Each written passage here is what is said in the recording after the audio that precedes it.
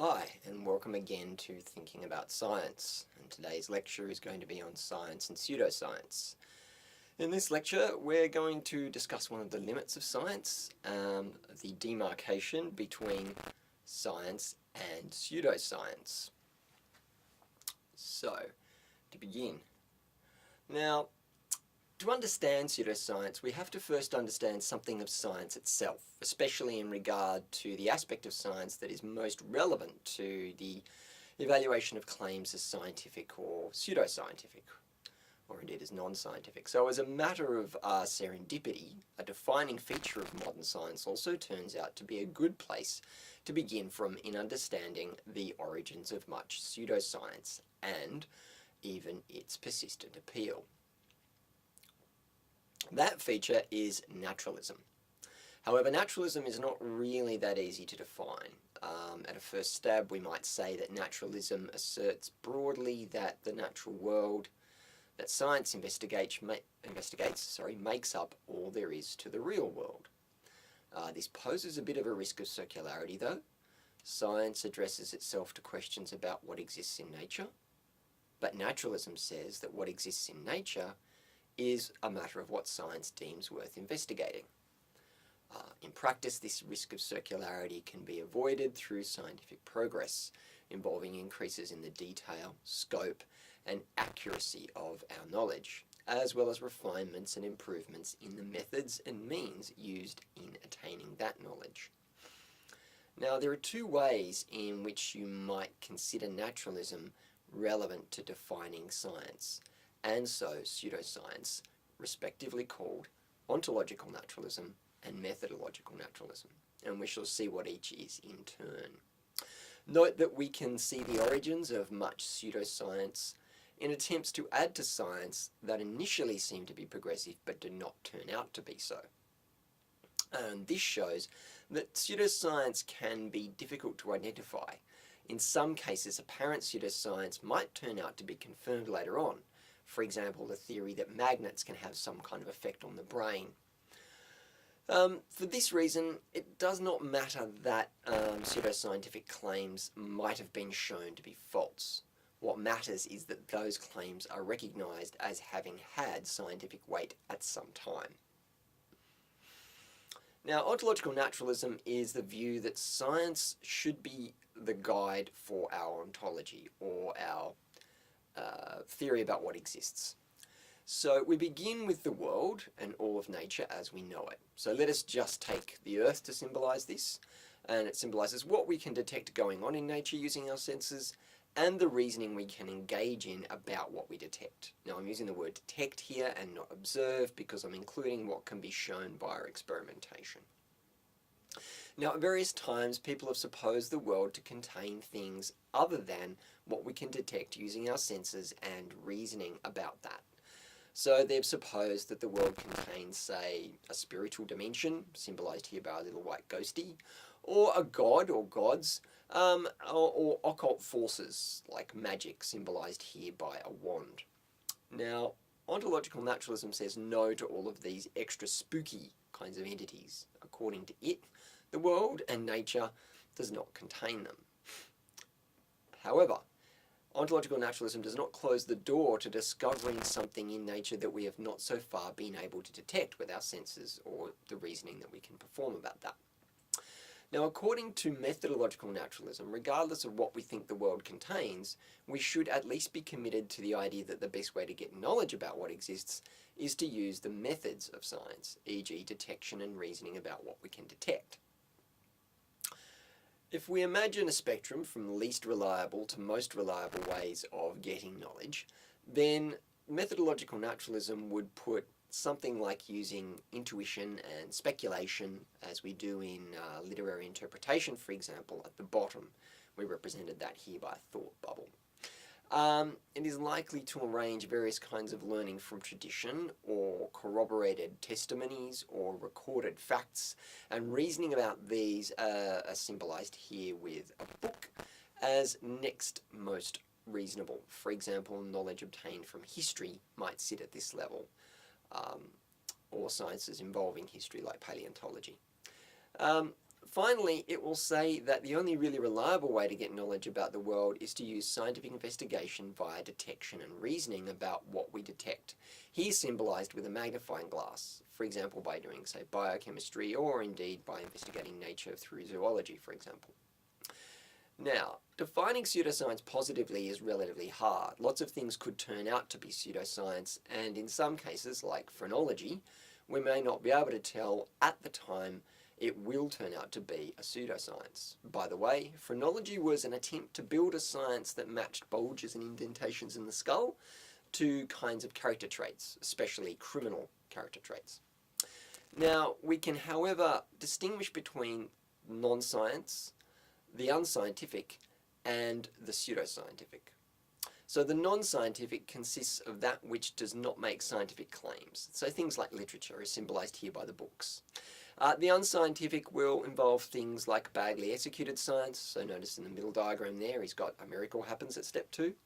And finally, pseudoscience, in the words of Sven Hassan from his Stanford Encyclopedia article on pseudoscience, is non-science posing as science or pretending to be science. Now, parallel to the distinction between ontological and methodological naturalism, we can draw a distinction between different ways in which an apparent extension to science could go wrong in the way that pseudoscience does. So the extension of science might involve pseudoscientific claims. These, for example, will be claims about the existence of unobservables for which there is no other evidence or theoretical requirement, or the existence of novel causal relations not presently, and perhaps never to be, revealed by experimental testing or observation. So one concrete example is Reiki therapy, which posits novel causal relations that we cannot test for experimentally and we cannot observe. We find another example in creationism, which also involves untestable claims. The extension of science might be promulgated by practitioners who conduct themselves in a way typical of pseudoscientists, by promulgating their claims in a way that evades rational criticism. One concrete example would be astrology. Astrologers still publish their findings, they're in most newspapers, even though rational criticism and testing has shown astrology to be untrue and unreliable. And this is evasion by simply ignoring what you do not want to accept. Another example would be psychoanalysis. It evades rational criticism because it's always possible for the practitioner to make an ad hoc appeal to something further hidden in the subconscious that shows that any predictions they make can avoid falsification. Now, all this raises the issue of demarcation of science and pseudoscience. The demarcation of science from pseudoscience has been an enduring concern. If genuine science has a hallmark or distinguishing property, then it should be possible to distinguish it from pseudoscience by reference to a lack, in the case of pseudoscience, of this hallmark property or feature. Now, to examine just 3 proposals, we can look to the demarcation proposals of the positivists or inductivists, Popper and Kuhn. Note that each of these approaches are single criteria approaches. The positivists or inductivists favoured a criterion based on rational reconstruction and verification. Popper favoured a criterion based around falsification. And Kuhn points to a criterion based in his notion of puzzle solving. Now note that all these are all single criteria of demarcation. More recent work in the philosophy of science has sought to provide multiple criteria of demarcation. And you might think about how the single criteria we're going to review might be combined. We should review why the single criteria are above work and why they have nonetheless proved to be inadequate. Remember that adequate criteria should not rule in known pseudosciences or rule out good candidates for sciences. The positivists did not start out with the aim of proposing a demarcation criterion for pseudoscience and science. Originally, they wanted to demarcate metaphysics and science. However, the scope of demarcation was gradually expanded until it seemed plausible to use it to demarcate pseudoscience as well. Now, also, different kinds of metaphysics that the positivists wanted to rule out can be more or less susceptible to being aligned with particular kinds of pseudoscience. So we can put their criterion, the positivist one, succinctly as follows. A theory T is pseudoscientific and inadmissible just in case it is 1. Not open to rational reconstruction, or 2. Unable to be verified. A theory resists rational reconstruction when it cannot be rebuilt as a structure of propositions with definite empirical content. And a theory is unable to be verified if it's not possible to say what difference it would make to our experience if the propositions of the theory were true. So this criterion does a good job of ruling out an obvious pseudoscience like creationism, given the propositions of creationism are unverifiable, we can't test them. However, it does not do such a good job with sciences like astrophysics or string theory, which also make some claims that are not really that verifiable or testable, but we still want to regard those as sciences. Now, unlike the positivists, Popper did start out with an attempt to draw an explicit demarcation between science and pseudoscience. His aim was to provide a normative, conventional proposal about how to decide what was science and what was not. On this view, a theory T may be pseudoscientific and inadmissible just in case it is 1. Contradictory, 2. Tautological, 3. Redundant or non-unique, or 4. Incapable of intersubjective testing. Now, theories that are contradictory or tautological cannot be scientific, since either they have no empirical content if they're tautological, or it's impossible to tell exactly what their empirical content is if they're contradictory. Theory redundancy or non-uniqueness is a bit trickier, but we can see how it's motivated if we remember that some pseudoscientific theories make existence claims without adding new empirical content that could be involved in theory testing, like Reiki theory. The requirement that theories be capable of intersubjective testing is the heart of Popper's criterion, and typically pseudoscientific claims do fail this requirement, either because they cannot be tested or the practitioners evade falsification, as we saw in our earlier examples. Now, this criterion does a good job of ruling out some obvious pseudosciences, for example, psychoanalysis, which was one of Popper's original targets, and which can make untestable claims, and it also attempts to evade falsification. However, Popper's criterion could prove too strong. For example, the theory of evolution has the theory of natural selection as a proper part, but the theory overall is more than just a theory of natural selection.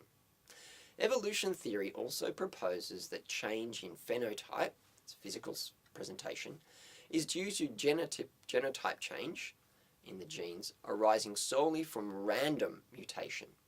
And it is not so clear that this part of the theory, the random mutation part, is really falsifiable. Now, Kuhn's alternative focus on the scientific communities means his approach to the demarcation of pseudoscience also has to be a different approach, though there are some crossovers. So indeed, since paradigms are identified by the kinds of normal science practitioners that normal science practices that are permitted under them, and since those practices take the form of puzzle solving, for Kuhn the definition of pseudoscience must refer back explicitly to what are supposed to be permissible puzzles for scientists to solve under a particular paradigm. So on this view, a theory T may be pseudoscientific and inadmissible just in case its central problems cannot be formulated in such a way as to make elaboration of the theory into a series of puzzles solvable solvable by normal scientists or for normal scientists to work on. So pseudoscience is potentially paradigm relative in this case.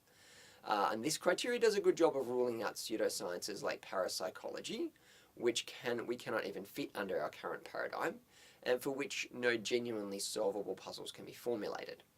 However, because demarcation is paradigm relative, this criteria would seem to be unable to rule out certain basic pseudoscientific theories like elemental theory, which said that there were just 5 elements: earth, water, air, and fire, and that the activities of all bodies were determined by the element prevailing in them. So heavy bodies like rocks fall to earth because they contain a large amount of it, and all earth has an affinity with all other earth and wants to be united with it. So the rock does not really drop so much as rush towards the rest of the earth. And the point here is that this would seem to be a kind of theory that can be turned into puzzles that might be solved within a particular paradigm, say an Aristotelian paradigm. And if the criteria is simply that there be solvable puzzles, then it seems like this can't be ruled out as pseudoscience, even though these days we would regard it as pseudoscience. So, these different criteria of demarcation mostly seem to agree on what counts as pseudoscience, at least at a particular time. And even if they disagree about exactly what the criteria ought to be used in drawing the science-pseudoscience demarcation. Now, this points towards, these different criteria of demarcation mostly seem to agree on what counts as a pseudoscience, at least at a particular time, even if they disagree about the exact criteria to be used in drawing the science-pseudoscience demarcation. This points towards a unity in the diversity of these approaches. All approaches would seem to agree that standards are needed. Also, all approaches would seem to recognize that pseudosciences can arise in a wide variety of domains, for example in domains as diverse as psychology and the physical theory. However, this newfound unity points back towards a new kind of diversity, a diversity of responses to pseudoscience. Pseudosciences can sometimes, and probably often do, result from failed attempts to extend our scientific understanding that are non-progressive. Sometimes these failures are not immediately identifiable as such, and so a pseudoscientific theory may prevail and even be given some credence. The big question is whether this is a bad thing, even if it is somewhat inefficient. Philip Kitcher would seem to propose an answer that it seems most would be able to recognise as a good preliminary for where to direct our efforts in eradicating pseudoscience. Kitcher proposes that in situations in which a theory T has significant and potentially harmful ramifications, then higher standards of evidence should be demanded for that theory in order to show whether or not it is pseudoscientific. This effectively amounts to the claim that T must be at least able to show that it is not a case of pseudoscience. So we can think about sociobiology in this connection. Sociobiology or evolutionary psychology is part of evolutionary theory, which is still a fairly young science. We can finish by looking at a case Kitcher takes to be of interest to himself, which is this case of sociobiology, and in particular its claims about gender roles and dominance. Sociobiology has a popular arm that produces a lot of literature that makes claims on the basis of indirect support, drawn mostly from established scientific findings in other parts of science. The popular arm tends not to be very careful when associating theory and evidence, and trades a lot on its apparent status as a science. Sociobiological hypotheses tend to trade heavily on the apparent inevitability of our current social, say gender role-based or hierarchical arrangements, given the sketchy understanding we have about our genetic makeup and of how it might affect our behaviour. And finally, because it draws so heavily on the more speculative parts of evolutionary theory, many of the claims made by sociobiologists are not very falsifiable. So often they will claim that, say, gender arrangements that have women mostly in the domestic sphere and men mostly going out to work are a result of our genetic inheritance from our forebears, and that this won't really change over time. Likewise, sociobiologists sometimes make assertions about dominance behaviours being a matter of furtherance of our genetic, but spreading our genetic heritage and propagating. And likewise, they don't really take a lot of care sometimes in the matching up of those claims to evidence that they supposedly have.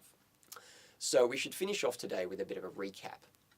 So first of all, I talked a bit about scientific naturalism, and I talked about two varieties of it, ontological and methodological naturalism. And then I talked a bit about defining what pseudoscience is, and I said we can kind of map two kinds of pseudoscience, pseudoscience about pseudoscientific claims, and pseudoscientific practice or practitioners onto the distinction between ontological and methodological naturalism.